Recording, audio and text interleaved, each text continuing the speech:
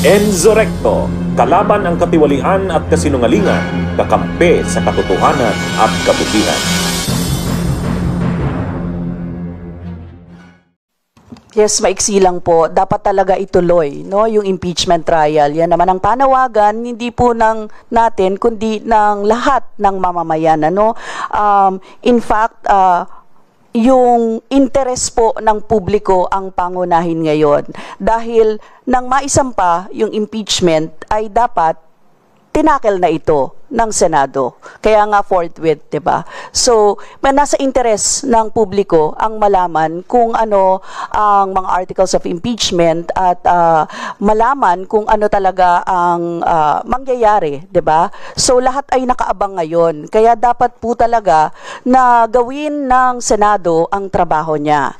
Dahil hindi po siya, hindi nasa discretion niya, no? Kundi trabaho niya po 'yon ayon sa konstitusyon na magkaroon ng impeachment trial agad at malaman ng publiko, kasama ang publiko na malalaman kung ano ang naganap ng nakaraan, no?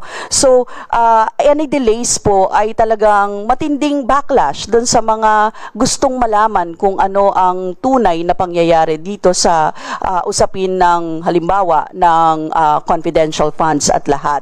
At hindi rin po hindi matatapos din, no, sa trial yon, kundi magpapatuloy talaga ang publiko na maging vigilant, pagbabantayan kung ano ang magiging aksyon ng lahat, ano, lalong-lalo na ng Senado dito. Kaya magpapatuloy po yan kung kinakailangan po na magkaroon ng mga rallies, kung kinakailangan magkaroon ng mga petitions, kailangan magsalita ang mga influencers. Ngayon po nakikita naman natin yan, nagsasalita ang marami, no? Lalong-lalo na sa social media, mainit na pinag-uusapan ang pagsisimula ng impeachment trial. Kaya po dapat lang gawin ng Senado ang trabaho niya. Alright, thank you, Rep. Arlene. Can we get former Representative Lisa Masa's statement on the issue at yung pagtingin doon sa nagiging aksyon ng Pangulo sa usaping ito? Gusto lang naming ipaalala sa Senado, lalong-lalo na kay Senate President Chis Escudero, na sa kaibuturan ng impeachment complaint ay ang kagustuhan ng mamamayan para sa hustisya, para sa katarungan, para sa accountability, at para sa pagwawakas ng impunity kaugnay ng korupsyon at anomalya sa gobyerno. Malinaw na ang ating subject ng impeachment complaint ay si Vice President Sara Duterte, pangalawa sa pinakamataas na pinuno ng ating bayan.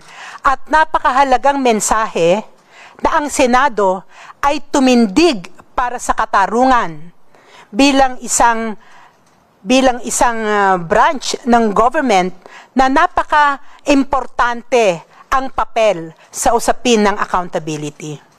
Kaya sana ay mabuksan ang isip at puso ng mga senador at aayon sa katotohanan at katarungan para sa sambayanan. Marami pong salamat. Alright, hingin naman natin ang pahayag ni incoming ACT Teachers Representative Antonio Tino. Malinaw po yung sequence of events, no? Pagkatapos ng eleksyon, nagpahayag si Pangulong Marcos, ayaw niya ng impeachment. Tapos niyan, mayroong isang prominenteng leader ng so-called traditional opposition na naglatag ng parang legal na argumento na wala na raw jurisdiction yung incoming Congress or Senate sa impeachment trial, kaya malamang daw ay hindi na ito magtutuloy. No? Pagkatapos nun, narinig na natin sunod-sunod ang iba't ibang mga senador sa pangunguna ni Senate President na kung bakit nga marami na raw mga legalities and technicalities na magiging hadlang sa pagtuloy ng impeachment. Ito po ang mensahe ko sa ating mga kababayan. No? Hindi po legal ang usapin, no? Malinaw po ang mandato ng konstitusyon. Pag meron ng articles of impeachment, kaya kailangang simulan agad ng Senado ang impeachment trial. Binibigyan po ang Senado ng lahat ng kapangyarihan para maisagawa ito, including yung kapangyarihan gumawa ng sarili niyang rules.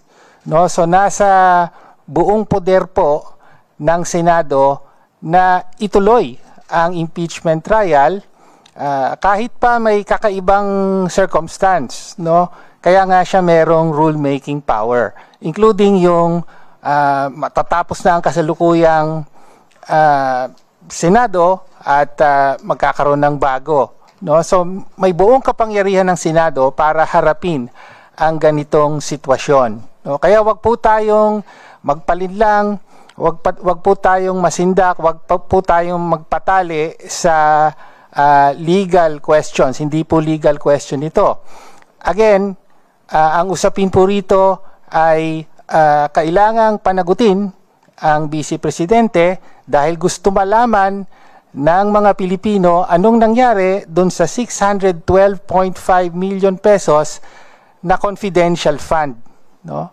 At managot ang dapat managot. At mangyayari lang po yan kung magkaroon ng impeachment trial. Kaya muli, simula na ang impeachment trial at tapusin ito hanggang dulo. Alright, thank you, incoming ACT Teachers Representative Tonchi Tino. Totoo po na we are on high moral ground in demanding accountability for corruption. No? Bagay na bihirang-bihirang malitis at mapanagot ng maayos dito sa ating bansa.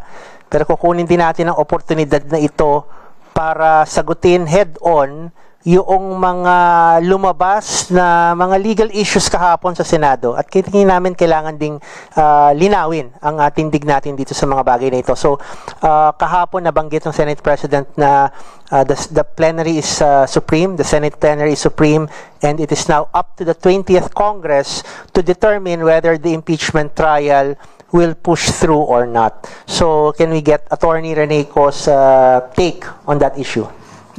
Magandang umaga po sa ating lahat. Ang pagtingin ng kabataan ay paasa at gaslighting ang ginagawa na sa laban sa mamamayang Pilipino at sa kabataan. Paano natin nasabi yun, no? Paasa dahil clear ang naging response ng mamamayang Pilipino sa naging pangungurakot ni Vice President Sara Duterte, ang betrayal of public trust niya. At nag-transmit nga po ang House of Representatives ng verified impeachment complaint, no, nung February pa. Pero 4 months have passed. And hanggang ngayon, yung pinromise nga sa atin na magsisimula ng trial ng June 2 ay na-move pa ng June 11. Paulit-ulit na binebetray, paulit-ulit na pinagwawalang bisa ang gustong sabihin ng mamamayang Pilipino at ng kabataan. Kahit clear naman yung gustong sabihin. And paano sinasabing gaslighting, no?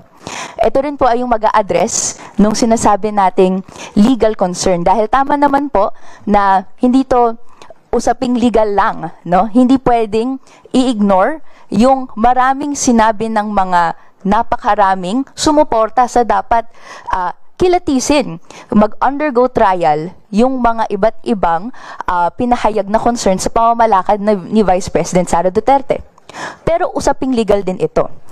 At ang mga iba't ibang pamamalakad ng mga statements ng ating public officials, ni President Marcos and ni Senate President Chis Escudero, ay contrary to the Constitution. Dahil po, in a press conference yesterday, sinabi niya, no, that kapag nag-convene, the plenary is the supreme body of the Senate and it gets to decide anything. Even yung pagko-convene itself as an impeachment court. With all due respect, the plenary is not supreme. The people are supreme. And sa ratification ng 1987 Constitution na ginawa ng sambayanang Pilipino, sinaad doon that pagka may verified complaint na, magko-constitute ito ng articles of impeachment once it is transmitted to the Senate, and trial by the Senate shall forthwith proceed. Hindi po discretionary. Bunyog, bunyog, halikan na kasama ka. Bunyog, kapag buklod ay may pag-asa. Luzon, Visayas, Mindanao, isa ang pananaw. Sa bagong Pilipinas ang bunyog isisigaw. Bunyog.